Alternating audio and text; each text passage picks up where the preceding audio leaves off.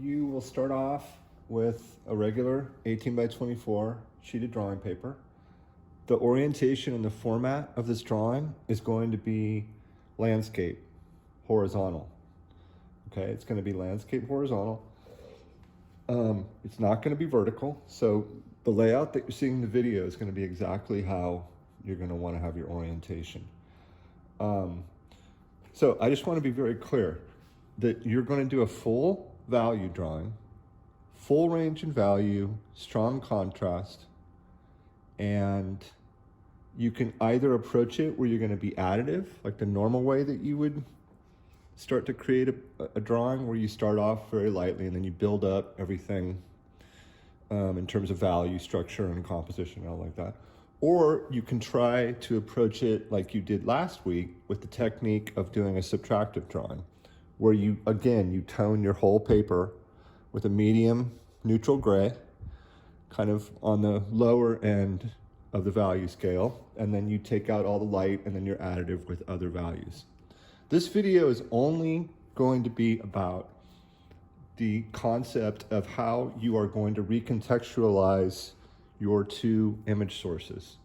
So you're going to be working with two different images. You're either going to pick one of the garden gnomes that are on the assignment sheet, and you're going to pick one of the decomposed pumpkins.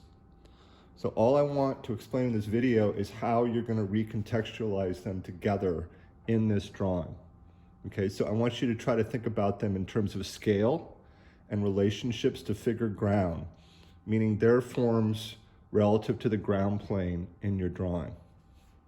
Okay, so for instance, if I'm looking at this, and again, these are just ideas. This is not what you're going to do. There's multiple ways of approaching this. So if I'm going to think about doing that pumpkin, so I'm just going to do a basic kind of layout, okay, in terms of composition. Okay, so I have the pumpkin over here. Part of it's going to get kind of cropped off a little bit, okay? Okay, and then I have the garden gnome, and then I decide that the garden gnome is going to be like behind. So I'm just going to draw the basic shape. I'm just trying to show you the layout choice of doing something.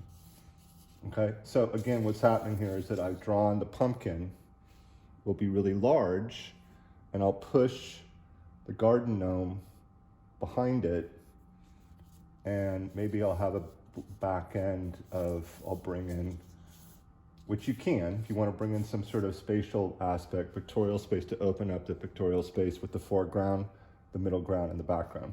So this is the foreground, the pumpkin is in the middle ground, and I've pushed now the garden gnome behind the pumpkin, which is going to be kind of getting closer to the background.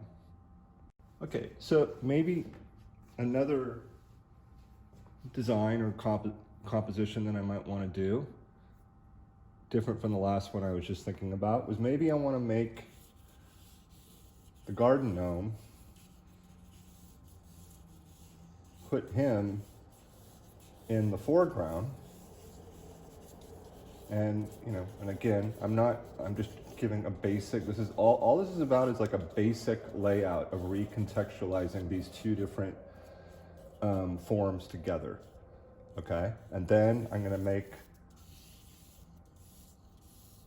the pumpkin behind the garden gnome, okay? And then I'm going to bring in what I'm assuming is some sort of a background to where the pumpkin is.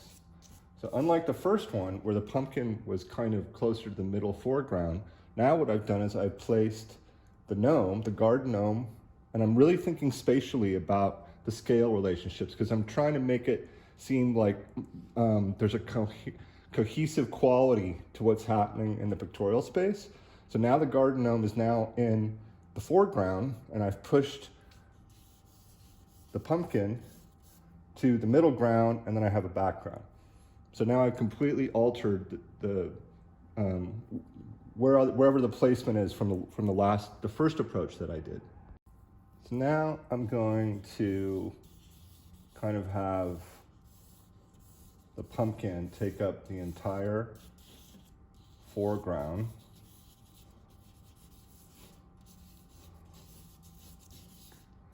now I'm going to place the garden gnome to make it look like it's sitting or standing, not sitting. It's not sitting.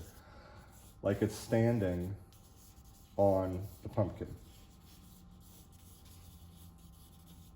Okay, so again, I'm just recontextualizing these different forms together and trying to make them look like they're existing in the same space together.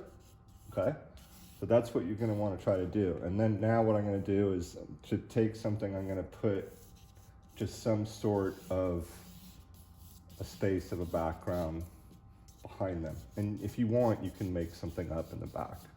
It just doesn't matter what it is, but all you're trying to do is really create a dynamic spatial relationship from the decomposed pumpkin image that you choose, whatever garden gnome you choose, and you're trying to put them in some sort of dimensional space together where it seems like there's some accuracy to the two of them interacting together in the space, where it seems kind of logical, even though the imagery and the forms themselves are kind of like in stark contrast to each other and they're completely illogical.